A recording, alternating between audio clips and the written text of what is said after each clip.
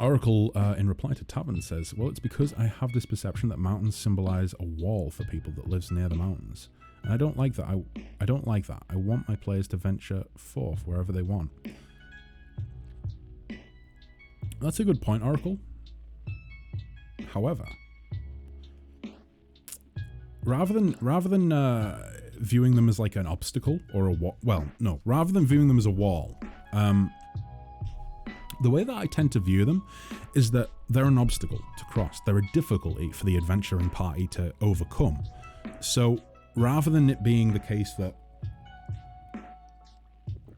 it's an impassable wall that they can't get around and they can't get through and they have to go around, I tend to treat it as an obstacle that they'll encounter.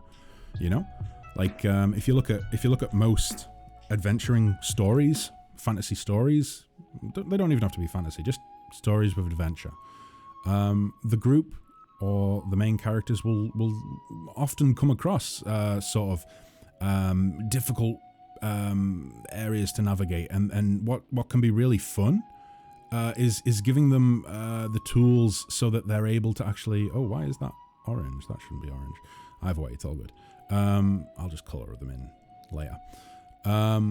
But yeah, it can be part of the fun of it can be kind of throwing them these difficulties and kind of letting them figure out how they're going to navigate through the difficulties. That's my personal opinion. And of course, as with anything, I'm definitely not going to claim to be 100% correct, you know, with my opinion, because it's just an opinion.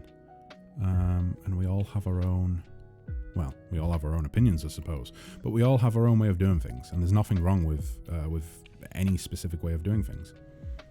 But yeah, it's a cool idea, though, the idea of kind of shining. We're in nothing at all, nothing at all, nothing at all. Bomber Steve, thank you very much for becoming a neighborino. Welcome to the pie, my friend. But yeah, I tend to embrace sort of mountain ranges and things on my maps, on world maps, purely because they add the ability to throw obstacles at the players that aren't just like encounters and things like that. You know what I mean? So like rather than me just saying, okay, you want to travel through this area? Okay, well, roll for this type of encounter.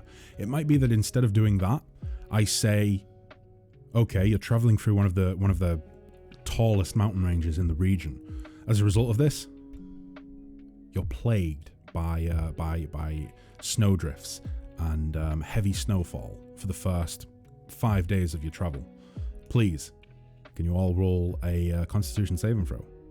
You know, like maybe each night I will have them roll a Constitution saving throw to determine whether or not they're able to, you know, well, no, it might even be that I allow them to make a Constitution saving throw or a survival check or something like that, and that would be to like to figure out whether or not they're going to be overcome by the cold and kind of, you know, maybe not sleep too well, maybe they don't rest well and they get a point of exhaustion, or maybe they just don't recover as they usually would from a full long rest. Stuff like that. It can be fun to kind of play around with the concept of you know, throwing difficulties against the players that aren't just like, oh, you encounter an owlbear, you know. There's nothing wrong with encounters, obviously. I'm not saying that, but it's just it can be fun. It can be fun as a DM. I've always found like it can be really fun to prep a session if you know for a fact that maybe the